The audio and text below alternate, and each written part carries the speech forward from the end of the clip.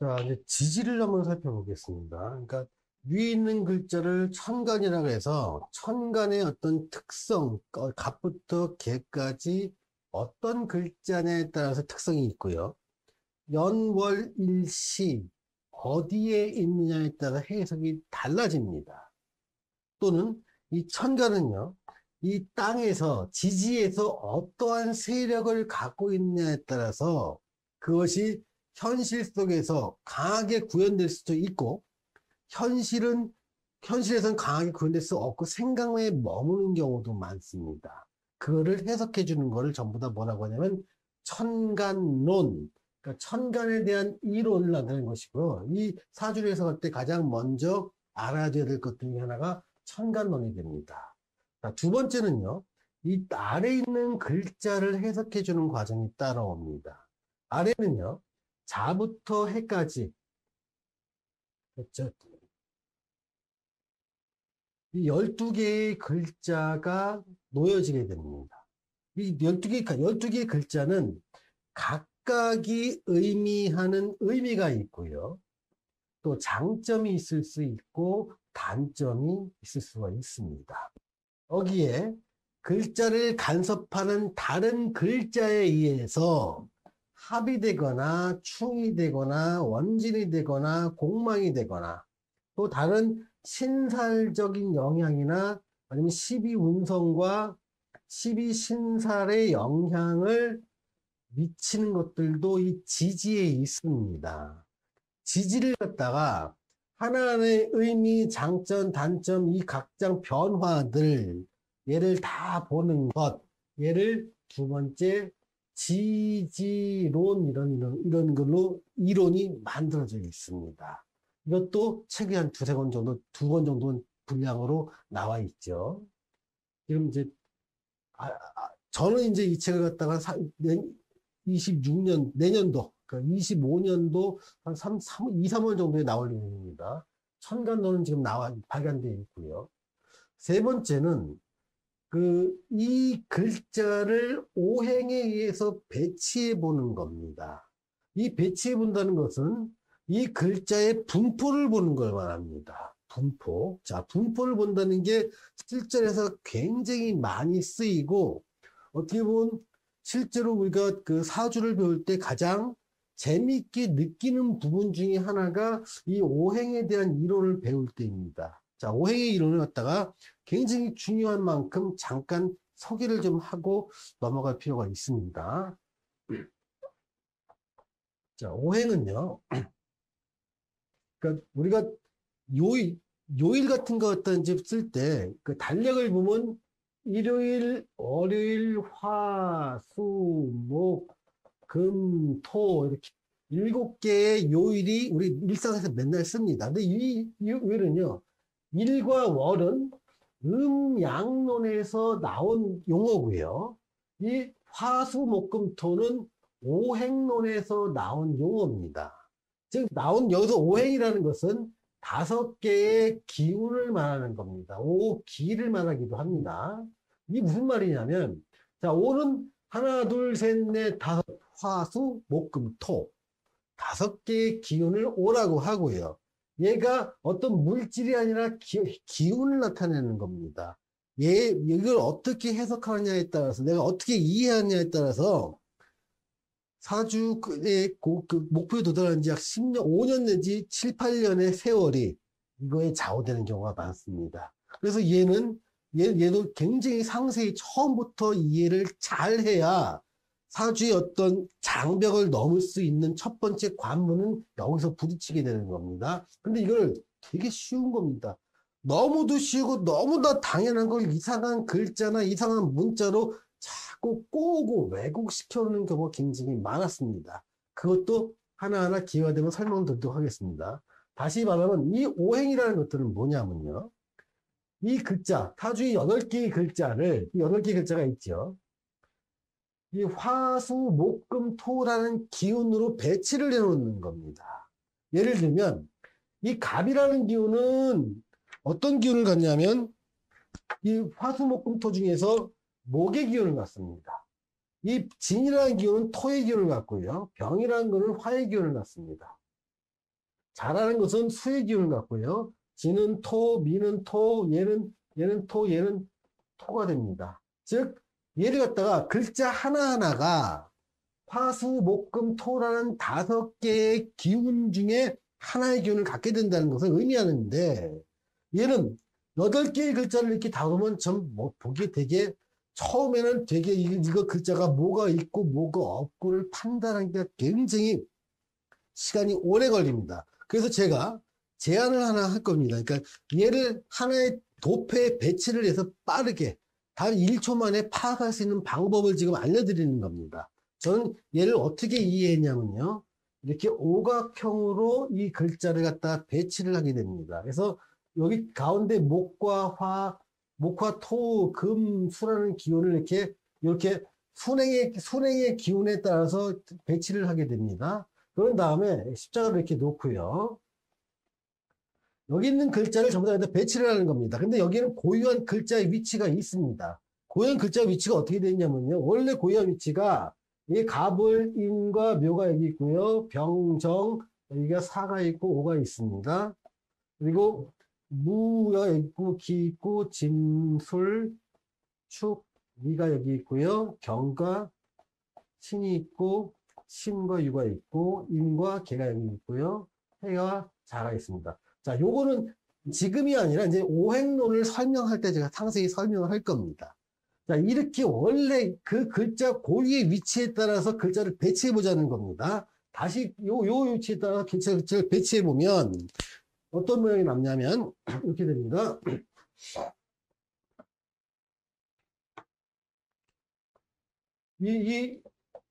뭐 배치하는 원리는 제가 별도로 설명하고 해서 오행론이라는 책이 아주 상세히 설명이 되어 있습니다. 목과 토금수 중에서 이 갑의 위치는 이 목 중에서 천간에 있죠. 그래서 이 위가 천간이고 아래가 지지입니다. 이 왼쪽은요 플러스고 얘는 마이너스가 됩니다. 그러니까 양과 순서에 의해서 아니면 육신을 볼 때는 또 달라지는 것도 있는데, 그러니까 요 위치를 기억하시라는 거예요. 그래서 요 위치를 기억한 다음에 갑은 요 위치에 들어가는 거죠. 그럼 갑은 여기다 쓰는 겁니다. 진은 요 위치에 들어가 있으니까 요 토의 이 왼쪽에 쓰는 거죠. 그리고 병은 요 위치에 있죠.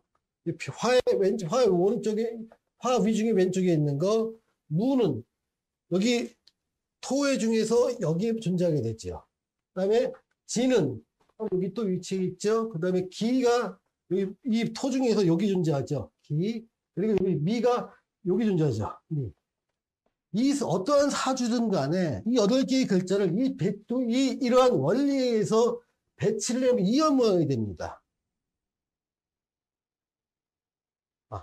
여기서 또 자가 하나 빠지는데 자가 여기 있으니까 바로 여기 있는 게 되죠. 그러니까 하나, 둘, 셋, 넷, 다섯, 여섯, 8개 글자 다 배치가 됐지요. 여기서 물론 목, 화, 토, 금, 수죠. 그러니까 우리는 이 배치를 통해서 한눈에 알 수 있는 걸 한번 보자는 거예요. 한눈에 알 수 있는 거는 글자가 만 개 어떤 거고. 그러니까 이런 배치를 이제 여러분들이 사주를 보러 가면 내 사주를 보면서 이 사주를 보면서 뭐라고 하냐면 토가 많아요. 자, 토에 해당되는 글자가 몇 개예요? 하나, 둘, 셋, 넷, 5개가 있죠. 금에 해당되는 글자는 있나요? 없네요. 금이 없어요라는 얘기를 들을 겁니다. 토는 많고 금은 없어요. 토는 글자가 하나고 목은 하나고 화는 하나예요. 이게 지금 여러분 사주에다 한눈에 이 사주를 배치한 모양입니다. 그럼 이 사주에서 어떻게 해석하냐면 여기서 건강과 장점과 단점이 다 나오게 됩니다. 자, 여러분 딱 보십시오. 먼저 글자가 없는 건 무엇이고 많은 건 무엇인지를 정하시는 겁니다. 눈을 보면 알지 않습니까? 글자가 많고 적으면 기준이 있으려면 그러니까 어떤 기준만 있으면 기준보다 많으면 많고 작으면 작다 일할 수 있겠는데, 제 8개의 글자를 지금 5개의 기호로 나누니까 평균은 1.6이라는 게 들어 나오는데요. 글자, 목화, 토금수 각각이 상수로 들어가죠. 0개짜리 있고, 0개짜리는 금이죠. 1개짜리. 이건 금이, 여기서 보면 금이죠. 1개짜리는 뭐예요? 수목화지요. 목화가 되고요. 그 다음에 하나, 둘, 셋, 넷, 5개짜리가 있죠. 얘는 토가 됩니다. 자, 그러면 평균, 얘가 지금 평균인데, 평균보다 많은 거, 얘는 이 사람의 장점이 되는 겁니다. 근데 글자가 원래 2개 있으면 장점이 큰데요. 3개 있으면 장점도 크지만 단점도 커집니다. 4개 있으면 장점 단점이 다 커지고요. 5개 있으면 완전히 세를 받다가 장점 단점이 몰려있기 때문에 명확한 장점과 명확한 단점이 드러나게 됩니다. 그걸 읽어줘야 되는 거예요. 그래서 이 사람은요, 이 단점에 있음에도 불구하고 이 장점을 얼마나 잘 쓰느냐 여부가 이 사람이 성공할 수 있느냐 여부가 되는 겁니다. 또 하나, 여기가 없는 게 있습니다. 없는 게요. 이게요. 없는 게 여기 있는데, 이 없는 건요, 타고나지 않은 겁니다. 이 타고나지 않은 거를 내가 어떤 사람은 직업적으로 쓰면 망하고요. 건강에서도 문제가 좀 될 수 있다는 겁니다. 지금 건강은요, 많은 거와 없는 게 문제가 될 수 있어요. 자, 건강 먼저 볼게요. 많은 거는 지금 토가 지금 평균보다 2배가 넘게 많으니까 많은 겁니다. 그럼 토에 대한 건강이 문제가 될 수 있는 거죠. 오행론에서 토 건강은 뭐냐면 주로 위나 소화기관입니다. 또는 여자분이라면 자궁 쪽도 문제가 될 수가 있죠. 여기 부분과 이 사람이 없는 부분인 금에 대한 기운이 문제가 되는 겁니다. 기운요, 폐와 호흡기관입니다. 그리고 연골부분과 뼈 부분이 이 금의 건강 부분에 해당되는 겁니다. 아, 이 사람은 여기 부분과 여기 부분이 문제가 되겠구나. 건강은 알 수 있지요. 다만 여기 있는 걸 직업으로 쓴다 그러면 직업적인 성공은 힘들겠지요. 얘를 직업을 쓴다는 건 뭐냐면 금에 해당되는 오행의 직업과 육친의 직업을 쓴다는 것을 의미합니다. 육친에서 여기서는 시신에 상관이 되기 때문에 나중에 다 알게 될 겁니다. 육친의 직업인 먹이고, 기르고, 가르치고, 만들고, 돌보고, 이런 것들을 직업으로 삼으면 거기 직업은 성공할 수 없다는 것을 의미합니다. 자, 먹이는 것보다 가장 많은 대표적인 게 요식업입니다. 모든 음식점, 피자집부터 시작해서 라면집, 김밥집, 아니면 불고기집, 대형 식당, 서양 식당, 오리고기 뭘 해도 상관없습니다. 먹이는 음식점은 안 된다는 겁니다. 타고나지 않은 기운을 쓴다는 것은 있을 수가 없는 일입니다. 성공이 안 돼요. 그러니까 기르는 건 뭐냐면 과거에는 농사를 짓는 것도 기르는 거였고요. 축산업을 하는 것도 기르는 거였고, 임업을 하는 것도 기르는 거였습니다. 또 그런 것들, 그러니까 특수 작물을 재배하는 것, 농축업을 하는 것, 목장을 하는 건 전부 다 망하는 걸 계획하는 거죠. 자, 길을 가르친다는 얘기는 뭐냐면 다른 사람을 갖다 교육하는 걸 말합니다. 주로 학원 사업도 그렇지만 다른 사람을 컨설팅하는 것도 가르치는 거에 속하는 거예요. 또 만드는 거, 내가 모든 제조업이죠. 스프링부터 시작해서 자동차까지, 배터리까지 모든 제조업은 안 된다는 겁니다. 돌보는 거, 가장 많이 돌보는 게 요양산업이죠. 요양산업 같은 경우 또는 아이들 놀이방 같은 경우 돌보는 사업에 속하기도 합니다. 이런 것들은 타고나지 않은 기운을 쓰는 겁니다. 또한 금의 기운을 쓴다는 것은 뭐냐면 내가 회계를 한다든가 명확한 프로세스나 어떤 메서드에 의해서 반복된 작업을 지속적으로 하는 걸 금의 기운을 쓴다는 얘기를 합니다. 그래서 컨베이어 벨트에서 어떤 조집 작업을 하는 건 절대 안 되고요.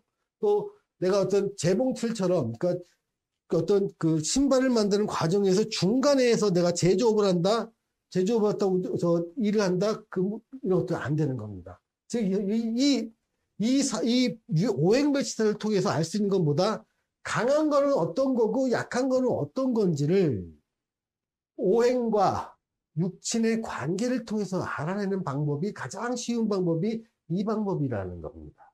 자, 이 방법을 한번 육친에 대해서 적용하는 방법을 한 번 더 알아보겠습니다. 자, 이거는 제가 상세히 설명을 다시 할 겁니다. 언제? 오행론을 할 때.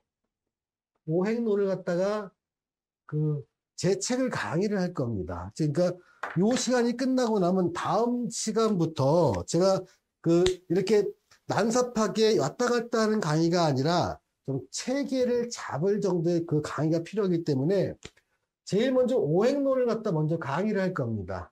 두 번째 천간론을 강의하고 세 번째 지지론을 강의할 거예요. 네 번째 육친론을 강의할 거예요. 다섯 번째 쭉 나갈 텐데 먼저 이 뒤에 있는 거는 또 빼고 자 오행론을 강의할 때는 제 교재가 뭐냐면 요 공대생이 바라본 실전사주 오행론 그러니까 상권과 하권이 있습니다. 이 상권에는요 보통 오행의 생극재화라는 것들과 오행의 개념을 갖다가 주로 이제 다룬 책이고요. 하권에는 오행의 어떤 성정이라든가 병증, 이런 병증 같은 거 말씀하신 성격과 병증을 주로 다루었습니다. 그래서 이런 경우는 한의학을 전공하시는 분들도 이걸 굉장히 요걸 많이 관심이 있어 합니다. 근데 저는 여기 있는 내용 중에서 제 경험과 중요한 키워드들을 전부 다 여기다 기록을 해놨습니다. 그래서 가능하면 이 책에 있는 어떤 내용들을 갖다가 그대로 뽑아서 설명하는 방식으로 이 책의 진도를 따라서 쭉 설명하는 방식으로 강의를 이어나가려고 합니다. 자, 오늘은 일반적인 개론이지만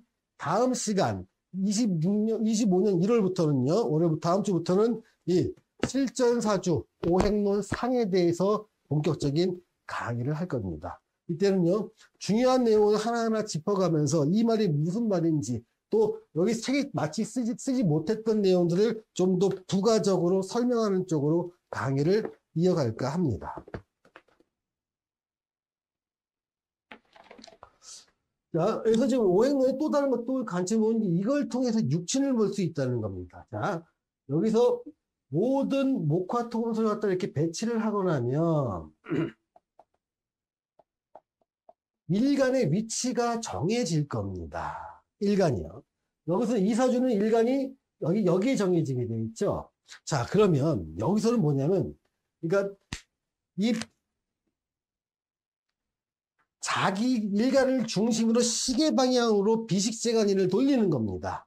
그러니까 그걸 육친이라고 하죠. 비, 식, 재, 관, 인 이렇게 되는 거예요. 그러니까 하나, 둘, 셋, 넷, 다섯의 일간이 나. 그러니까 하나, 둘, 셋, 넷, 다섯, 여섯. 이게 6개의 친족을 말하죠. 육친이라고 합니다. 그래서 이 배치를 해놓으면 아, 나한테 강한 것은 이 배치를 통해서 보십시오. 여기서 본 나를 중심으로 내 비견이 많구나 라는 걸 알 수 있죠. 그러니까 이쪽은 같은 쪽은 비견, 이쪽은 겁재입니다. 이 사람은 비견도 2개 있고 겁재도 2개 있고 나를 포함한 토오행이 5개나 몰려 있으니 이런 경우에는 단 5가지의 특성이 나타납니다. 그게 뭐냐면 보통 이제 여러분들 좀 5가지 몇 점 되게 외우기 힘들거든요. 그때는 약자를 좀 몇 개 알려드릴 겁니다. 이렇게 어떤 오행이든 자기가 자기 기운이 한 4개, 3개 이상, 4개, 5개, 6개 몰려 있을 때는요. 돈독 확인고, 인고라는 5가지 기운이 공통적으로 들어갑니다. 돈은 뭐냐? 돈을 벌고 싶은데 빠르게 벌고 싶어 합니다. 그러니까 이 빠르게 돈 벌고 싶어 하니까 막 투자 같은 걸 하고 투기 같은 걸 하게 되고 노루 같은 것도 하게 되죠. 그래서 보통 이런 경우 갖다가 분겁쟁제 이렇게 얘기를 합니다. 그러니까 이건 뭐냐면 분겁은 한 무리의 겁재나 비견의 분비도 마찬가지입니다. 한 무리의 비견과 겁재가 다툰다. 그러니까 재물을 두고 다툰다는 거죠. 여기가 토지요. 여기서 재물은 여기입니다. 이 하나를 놓고 5명이 달려드니까 서로 뜯어먹겠다고 난리가 되다 보니까 얘를 갖다가 돈을 잃어버리는 경우가 많습니다. 그런데 현대에서는요, 이걸 꼭 그렇게 나쁘게만 해석하지 않습니다. 아무튼, 일간을 중심으로 이렇게 기운이 많이 몰려있을 때는 뭐냐면, 분겁쟁제나 분비쟁제 현상이 나타나면서 내가 빠르게 돈 벌고 싶은 욕심이 강하다는 겁니다.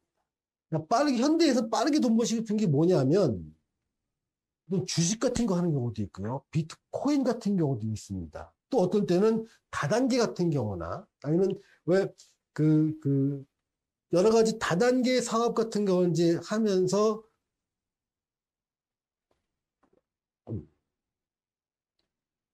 일상적으로 얻을 수 있는 기대 수익이 한 대여섯 배쯤 되는 것들이 있습니다. 뭐 ELS부터 시작해서 특정한 상품들 아니면 개인한테 빌려주고 개인 투자했더니 뭐 20% 이자를 주겠다 이런 혹하는 제안들 이런 것들이 이렇게 일간을 중심으로 다 자기 기운이 많이 몰려있는 사람이 돈을 빠르게 얻고 싶은 욕망 때문에 그런 데 빠져들게 되는 겁니다. 그럼 대부분 이렇게 되는 거 많습니다. 그러니까 폰지 사기 이런 것들 다 여기에 속하는 거예요. 자, 왜 두 번째는요. 독립성이 강합니다. 자, 독립은 뭐냐면요. 누군가한테 잔소리를 듣기 싫어하는 기운을 말합니다. 이렇게 기운이 몰려있는 모든 사람들은요. 자기를 비난하고 지적하고 비판하는 사람을 적으로 간주합니다. 자기를 칭찬하고 응원하는 사람을 내 편으로 간주합니다. 그러니까 이 사람은요. 나를 칭찬하는 사람과 비난하는 사람으로 세상을 나누게 된다는 거죠. 나는 정말 비난받기 싫어서 누구보다 열심히 하지만 그럼에도 불구하고 내 아버지가 나를 비난한다? 그럼 아버지는 내 왼수가 되는 거고요. 우리 형님이 나를 비난한다? 그럼 형님이 나의 원수가 되는 겁니다. 근데 아버지의 철천지 원수, 형의 철천지 원수가 나를 칭찬한다? 그럼 내 친구가 되는 겁니다.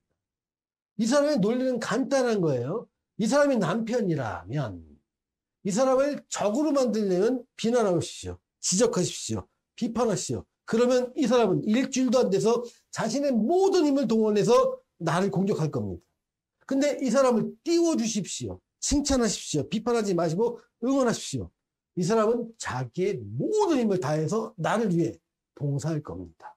굉장히 간단합니다. 그건 어디다? 이 독립이라는 기운에서 나오는 겁니다. 얘는 확이라는 게 있습니다. 얘는 확장입니다. 자기가 뭔가 하나에서 성공을 했으면 그 일을 끝도 없이 확장하려고 합니다. 예를 들면 내가 주식 투자를 해서 1,000만 원을 투자해서 200만 원을 벌었으면 20% 수익을 얻습니다. 그러면 200만 원, 20% 수익 얻은 20만 원을 바로 빼내는 게 아니라 여기다 1,000만 원을 더 얻거나 1억을 더 얻습니다. 왜? 20%의 수익을 기대하니까 1,000만 원에 1,000만 원을 투자해서 20%면 200만 원인데 1억을 투자하면 20%가 2천만 원이 남고요. 10억을 투자하면 2억이 남으면 계산이 빡빡 됩니다. 그러니까 내가 일정 부분의 이익을 보면 1,000만 원에서 1,000만 원 투자해서 만약에 200만 원의 이익을 봤다. 그러면 그 돈에다가 빚을 얻어서 투자 규모를 늘립니다. 왜? 확장의 속성이 있고 더 빠르게 더 많은 돈을 얻고 싶은 욕망이 있기 때문에 그렇습니다. 그래서 이런 경우가 삶의 굴곡이 커지는 사주가 됩니다. 그러니까 이 사주 하나만 보고도 다른 거 다 필요 없습니다. 삶의 굴곡이 엄청 큽니다. 언제? 이 힘이 약해지는 시기에. 이 힘이 약해지는 시기는 언제로 본다? 지지에서 어떤 12운성의 변화를 보면 됩니다. 그 다음에 여기는 인정입니다. 이 사람은 주변의 인정을 받는데 굉장히 목말라 하는 사람입니다. 나는 인정받고 싶은 게 이 세상에 굉장히 중요한데 누군가 인정 대신에 비난을 하면 그 사람은 적으로 돌리는 겁니다. 그다음에 그걸 갖다가 고집입니다. 이게 좋은 말로 표현하면 주관이 강한 사람입니다. 또 인내가 강한 사람입니다. 안 좋은 쪽으로 말하면 고집이 강한 사람입니다. 이 사람은요. 누가 뭐래도 돈을 빠르게 벌고 싶고요. 빨리 독립해서 누군가의 잔소리를 듣고 싶어 하지 않고요. 당신 대단하다는 인정을 받고 싶어 하면서 내가 하나의 성공을 확장을 하고 싶어 합니다. 그리고 내가 될 때까지 그걸 밀어붙이는 고집도 있고요. 주관도 뛰어난 사람이라는 걸 알 수 있는 거지요. 그러다 보니까 성공을 해도 크게 하고 실패를 해도 크게 하는데 성공할 시기와 실패할 시기가 나눠져 있다는 겁니다. 그래서 아까 말씀드렸듯이 쭉 인생이 좋을 때 이럴 때는 크게 얻었다가 이럴 때는 피난해야 됩니다. 그래서 작게 손실을 보고 이 루트만 잘 따르면 굉장히 큰 부자를 할 수 있는 거고요. 이걸 여기서 한번 크게 손실 나면 다시 회복이 어려운 상태가 되는 경우도 이러한 유형의 사주 구성을 가진 사람의 특징입니다. 이렇게 오행 배치도에다 이렇게 모행을 넣고 본다고 보면 여기서는 육친이라는 걸 알 수 있죠. 그래서 그러니까 이 일간이 정해지면 비식 재관인이 나옵니다. 그런데 여기서 나랑 같은 쪽에 있는 것들이냐, 이 세로선을 기준으로 나랑 같은 쪽에 있는 게 이쪽에서는 식신이 되고 이쪽은 상관이 됩니다. 식상이 되고요. 이 같은 쪽에 있는 게 여기서는 편재가 되고 여기서는 정재가 됩니다. 여기서는 편관이 되고 정관이 되고요. 여기서는 편인이 되고 정인이 됩니다. 그러니까 여기서 같은 쪽에 있는 건 비견이 되고 여기는 겁재가 되지요. 다시 표현하면 이렇습니다.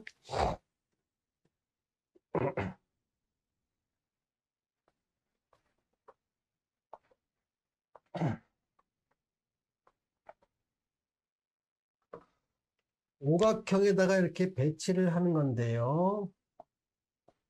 배치하는 방법은 오행론에서 정확하게 다시 설명하겠습니다. 여기 목, 화, 토, 금, 수를 이렇게 놓고요. 일간이 정해진다면 여기 무라는 일간이 정해졌다고 쳐보십시오. 그러면 크게 육친으로 나누면 그러니까 육친과 십성이라는 게 있습니다.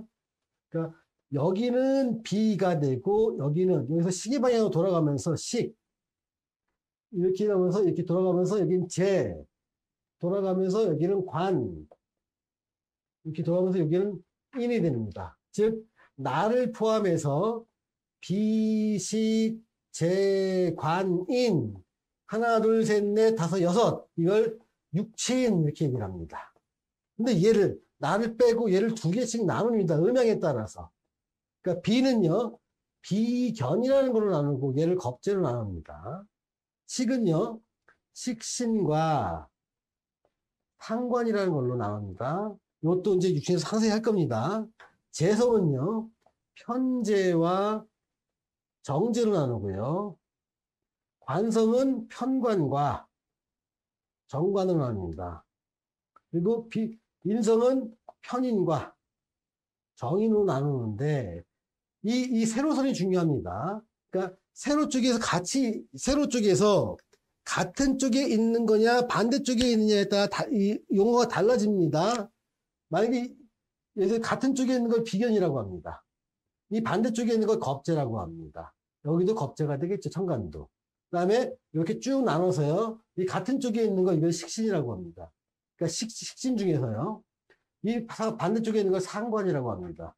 그래서 쭉 나눠서 이쪽에 같은 쪽에 있는 걸 편이라고 합니다. 편재가 되고 여기는 정재가 됩니다. 그래서 이쪽 나눠서 이쪽이 편관이 되고요. 여기는 정관, 그러니까 편과 정이란 말이 바뀌죠. 여기도 똑같이 이쪽은 편인이죠. 이쪽은 정인이 됩니다. 이렇게 하나, 둘, 셋, 넷, 다섯, 여섯, 일곱, 여덟, 아홉 개, 10개로 나눈다 그래서 얘를 십성 이렇게 얘기를 합니다. 자, 조금 어려우실 수는 있지만 육친과 식성과 오행이라는 글자는 이 용어들은요. 수시로 강의할 때 나오는 용어들입니다. 특히 십성 중에서 비견, 겁재, 식신, 상관, 편재, 정재, 편관, 정관, 편인, 정인 얘들은요. 타주 상담을 할 때나 해석할 때 굉장히 많이 빈번하게 쓰이는 용어들입니다. 이걸 한 번에 알 수는 없습니다. 다만 강의가 거듭될수록 특히 육친론에 들어가면 상세히 자, 식신은 어떤 게 중요합니다. 어떻게 쓰여요? 식신이 강한 사람은 어떤 성향이 있고요. 식신이 약한 사람은 어떤 성향이 있습니다. 이걸 다 학습을 하게 될 겁니다. 그래서 얘를 머릿속에 싹 가지고 있다가 사람이 딱 오면 식신이 강하구나. 너는 어떤 직업을 가면 잘하겠다. 너는 식신이 약하니까 절대 식신을 쓰는 직업을 쓰면 안 되겠다. 이렇게 얘기를 하는 겁니다. 그러면 처음에 사주를 볼 때 그러니까 식신이 뭔지 상관이 뭔지 그 배치가 굉장히 시간이 오래 걸리는 겁니다. 심할 때는 막 2분, 3분씩 계산을 해야 됩니다. 왜냐면 목생화, 화생토, 화극금 뭐 이런 것들 다 써야 되니까요. 그러지 말고 이걸 이 오행 배치대에 딱 놓고 여기서 비식 재관인을 돌리는 겁니다. 또 하나 만약에 일간이 여기 있다. 만약에 을일간이다. 그럼 여기서부터 비식재관인을 돌리면 됩니다. 만약에 여기쯤에 여기 이밀관이 여기 있다. 그럼 여기서부터 비식재관인, 시계 방향으로 비식재관인을 돌리면 됩니다. 이것들은요, 한번 연습을 한번 해보시기 바랍니다. 그리고 이 배치를 해보면 그냥 뭐 극한다, 생한다 이 관계에서 육친이 나오는데 그거 상관없이 그냥 다 알 수 있습니다. 근데 이거를 지금은 그냥 던져놓는 겁니다. 제가. 그러니까 앞으로 몇 개월 동안 계속 강의할 내용을 이렇게 한번 던져보고 저기다 한번 던져놓고 저는 이렇게 생각합니다. 마치 커다란 밭에 그러니까 씨를 뿌려야 되는데 여기다 이렇게 종자를 여기다 한번 던져놓고 저기다 한번 던져놓고 이렇게 돌아가면서 요거 갖다 씨 뿌리고 저거 갖다 씨 뿌리고 하는 식으로 하려고 하는 겁니다. 자, 제가 사주를 보는 관법은요. 저는 네트워크 관법을 씁니다. 자, 이건 무슨 얘기냐면요. 네트워크 관법이라고 그러면 잠깐 보겠습니다. 네트워크가 이제 그물이라는 뜻입니다. 그러니까 제 생각에는 그렇습니다. 그러니까 오행론이라는 것들은 굉장히 중요한 사주 관법입니다. 근데 얘를 어떤 고기 잡는 도구로 본다면 하나의 낚싯줄에 불과하다고 보는 겁니다. 그러니까 하나의 낚싯줄이 이렇게 오행론에 들여져 있습니다. 이렇게. 그리고 요거에 고기를 물면 낚시가 걸리는 거고, 요거의 관법이 맞출 수 있는 거고, 요거 안 물리면 안 걸리는 겁니다. 근데 이게 오행론이라면, 이 오행론을 갖다가 만약에 낚싯바늘 갖다가, 이 낚시뿐만 아니라, 그러니까 이게 비슷한 게 여기 육친론이라는 게 있을 수 있죠. 육친론이라는 게 있을 수 있고, 그래서 뭐, 격국론이라는 게 있을 수 있습니다. 그다음에 천간론이 있을 수 있고 지지론이 있을 수 있어요. 그다음에 신살론이 있을 수 있다고 쳐보세요. 그러면 얘들을 하나하나를 쓰면 각각 낚싯대를 들고 있는 모양과 비슷합니다. 그러면 얘가 여기 낚인 놈은 여기는 안 낚인다 보니까 많은 그러니까 일반적인 관법으로 하나하나를 배우기도 힘들지만 하나하나를 적용해서 실전 사주를 보는 건 더더욱 힘든 일이 됩니다. 근데 얘들 갖다 하나의 그물로 묶어주자는 거예요. 이렇게. 그러면 얘로 묶는 것들이 이제 12운성이라는 게 되고요. 여기가 이제 합충이 됩니다. 여기는 신살이 되고요. 여기는 12신살이 됩니다. 그러니까 여러 가지 기능을 가진 걸로 이렇게 묶어주면 하나하나가 낚시가 아니라 그물이 되니까 여기에는 수많은 물고기가 잡을 수 있다는 거죠. 이 말은 무슨 말이냐면 이 네트워크 이론을 쓰면 수많은 물고기를 톤 단위로 잡을 수 있다는 거지요. 이 네트워크 이론을 안 쓰면 오행론 써갖고 물고기 한 마리 잡고 격항론 써서 한 마리 잡고 청간론 한 마리 잡고 이렇게 잡는 것보다 수많은 물고기를 톤으로 잡아들일 수 있어요. 몇십 톤, 몇백 톤씩 잡아들일 수 있는 방법을 알면 누가 더 많은 고기를 잡을 수 있냐를 판단해 보자는 겁니다. 제가 이론에서 나오는 것들은요. 오행론을 강의할 때 자, 얘를 갖다가 이제 서로 묶습니다. 그러니까 오행론의 줄기를 갖다가 50% 강의를 합니다. 그런데 오행론의 육친론과 격국론과 천간 지지론을 같이 여기다가 30%쯤 강의를 합니다. 그러면 얘 속에서 이것들을 같이 연관성을 보고요. 이것들, 이 모든 것을 이제 신살이라고 칩시다. 이 신살론을 한 20% 정도 강의합니다. 그래서 오행론 하나는요, 반은 오행론이지만 반은 다른 이론들을 섞는 방법들, 얘를 네트워크 이론이라는 이름으로 알려드릴 겁니다. 자, 이 네트워크 이론이 돼야 실전에서 다양한 질문에 대해서가 답변을 할 수 있다는 겁니다. 자, 이 사주를 갖다 이제 분석하는 방법들은 그래서 오행론까지는 보겠고요. 그 다음에 육친론을 바라본다는 것들은 뭐냐면 내가 아까 비식재간인을 바라본다고 했죠. 요 사주를 갖다가 나는 육친론을 바라보면서 얘를 식성으로 분할을 하기 시작합니다. 그러면 육친이라는 것은 이제 뭐냐면 육친과 식성이라는 건요. 그러니까 나한테 지금 돈복은 어떨까요? 직업은 어떤 게 좋을까요? 아니면 내 남편복은 어떻고 나는 언제쯤 시집이나 장가를 가는 게 좋을까요? 나한테 자식복은 어떨까요? 건강은 어떨까요? 나는 언제쯤 돈을 잃게 되고 언제쯤 돈을 따게 될까요? 내가 돈을 재테크하는 방법은 무엇이 나한테 뭐 주식이 맞을까요? 부동산이 맞을까요? 아니면 정기적금이 맞을까요? 이 모든 것을 질문에 답할 수 있는 것에 한 반 정도는 육친론과 오행의 간지론에서 이 둘을 합치면 70% 정도의 해법이 나오게 됩니다. 근데 얘들이 고유한 특성이 있고 이 변화를 갖다가 내가 돈을 갖다가 벌 수도 있는데 어떤 때는 잃을 수도 있어요. 그러면 돈을 벌기도 하고 잃기도 하죠. 내가 직장을 잘 나가 승승장구하다 어떨 때는 갑자기 직장을 잃어버릴 수 있어요. 직장을 옮길 수 있어요. 이것들은 뭐다? 변화를 보는 겁니다. 이런 것들은 12운성인가 12신사를 갖다가 여기다가 집어넣어야 이 변화가 보인다는 겁니다. 다시 말하면 여기에다가 관법 중에서 이게 4번이라면 5번에 12운성법과 6번에 12신살법을 같이 넣고 7번에 합충론을 같이 얘기를 해야 이 전체에 대해서 사주에 대해서 알 수 있다는 거죠.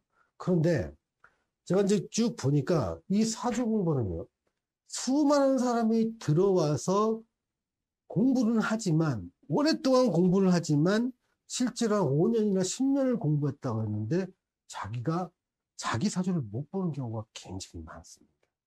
자기 사주를 못 본다는 얘기는 뭐냐면 내가 공부를 그렇게 했는데 내 사주도 아직 못 본다는 것은 뭔가 공부 방법이 잘못되어 있기 때문이라고 저는 생각을 합니다. 여러분들이 머리가 나쁜 게 아닙니다. 책이 잘못됐습니다. 지금부터는요. 그 잘못된 이론이 어떻게 왜 우리가 10년을 공부해도 사주를 못 보는지를 잠깐 동안 설명하는 시간을 갖겠습니다.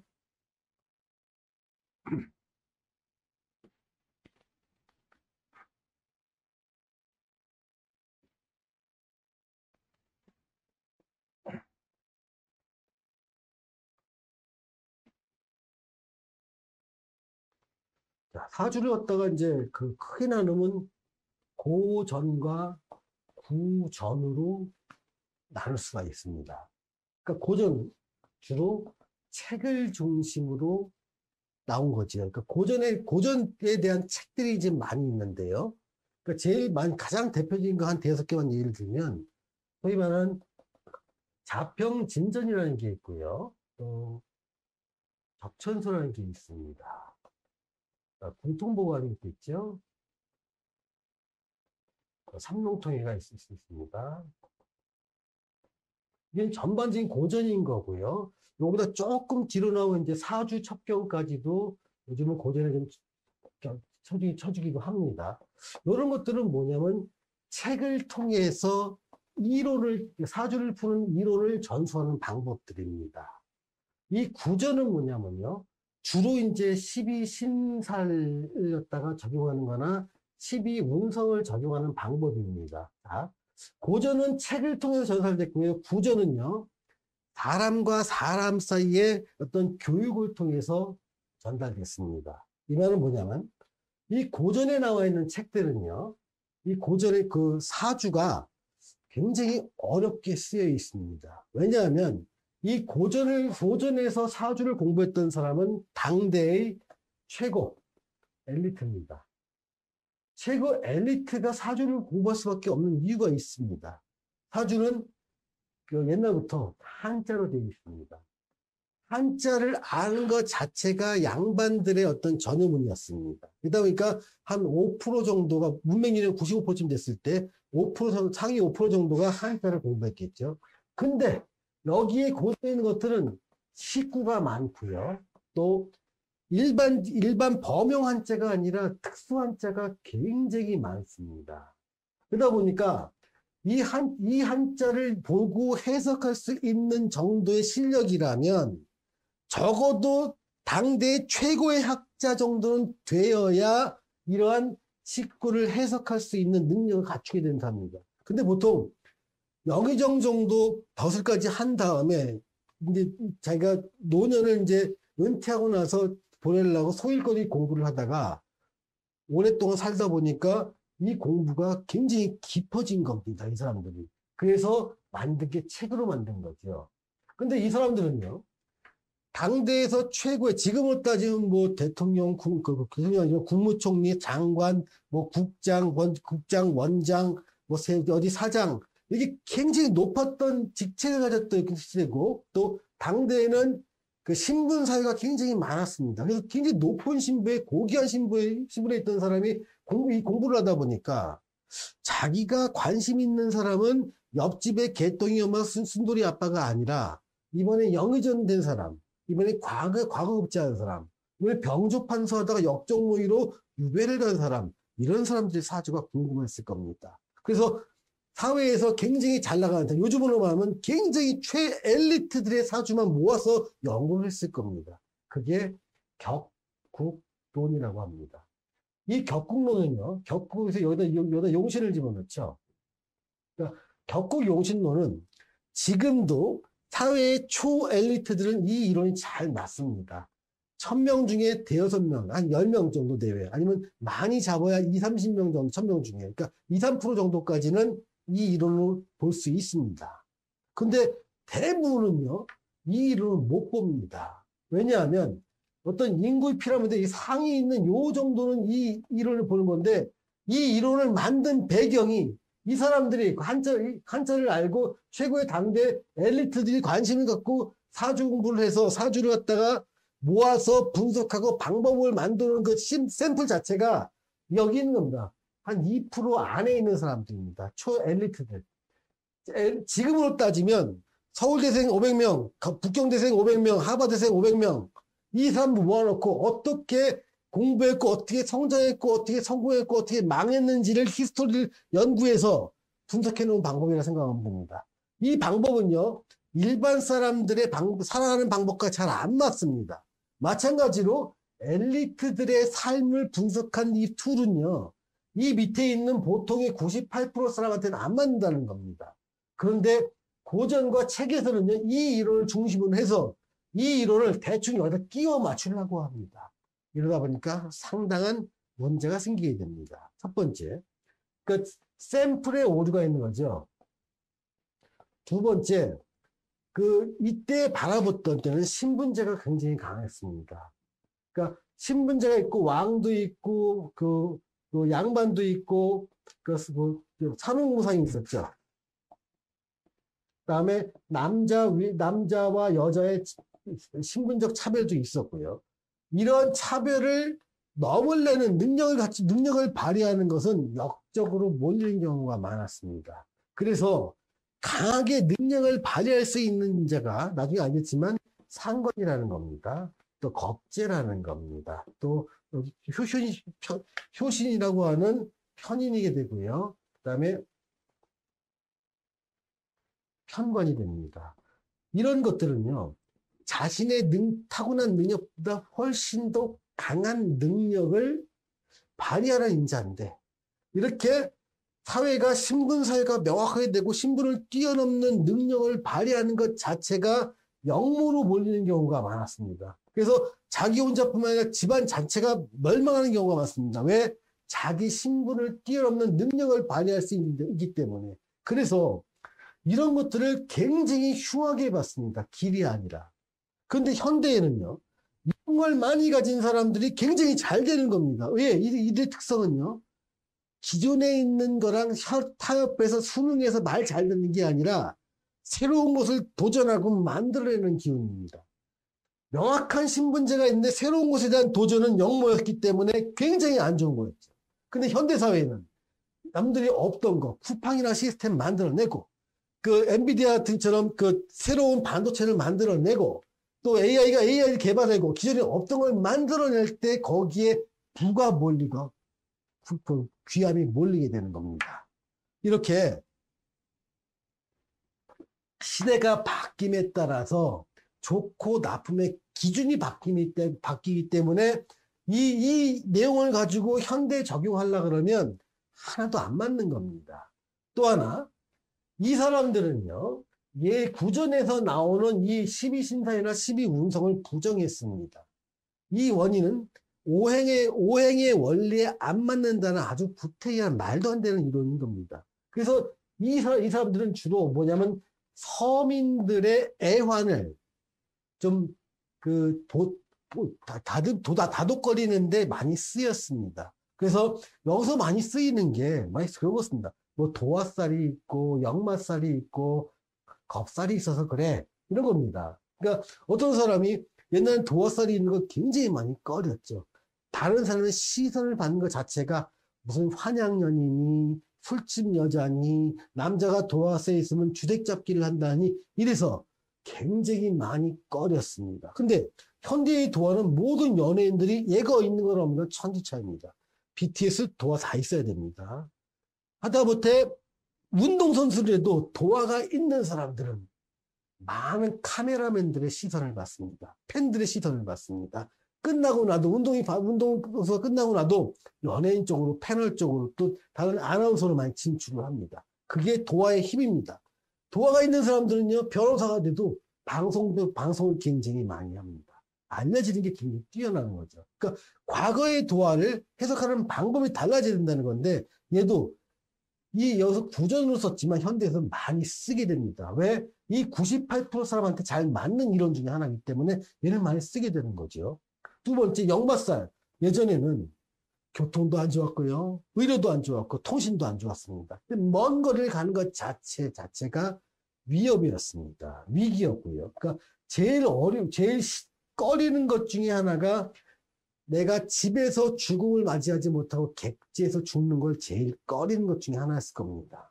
그런 유교적인 문화 속에서 역마살이 있다는 건 먼 곳에 목숨 걸고 가서 잘못하면 객살이 할 수도 있으니까 얼마나 흉한 심산을 보았겠습니까? 근데 현대에서 역마살은요, 모든 역동적인, 활동적인 산업은 다 역마살에 관련되어 있습니다. 항공, 철도, 자동차, 무역, 건설, 외교, 여행, 호텔, 관광업, 언론, 방송이 전부 다 역마살에 있는 사람이 거기서 히트를 칩니다. 자, 겁살은요, 새로운 것에 대해서 도전하는 힘입니다. 예전에는 겁살이 있을 때, 야, 집에서 뭐 빨간 딱지 붙고 차 붙고 보증 섰다 망했다. 이런 쪽도 많았고요. 갑작스럽게 어떤 전염병이 돌면은 갑작스럽게 목숨을 잃는다고 해서 몹시 흉한 걸로 봤습니다. 근데 현대는 안 그렇습니다. 의료가 발달돼 있고요. 여러 가지 안전시설이 갖춰져 있는 상태에서 겁사는 건요. 남들이 바라보지 못한 새로운 것을 도전하는 힘입니다. 그래서 블루오션과 레드오션을 관계없고 생각도 안 주고 블루오션에 도전하고 싶은 욕망 이게 강한 게 겁살에 작용되는 것이죠. 즉 여기서 12신사를 갖다가 현대에서는요. 고전을 현대를 다시 해석하는 거 작업이 먼저 들어가야 됩니다. 두 번째 구전을 집어넣어야 됩니다. 그래서 얘를 융합한 새로운 이론이 필요한 겁니다. 이 새로운 이론 이게 네트워크 이론이라는 겁니다.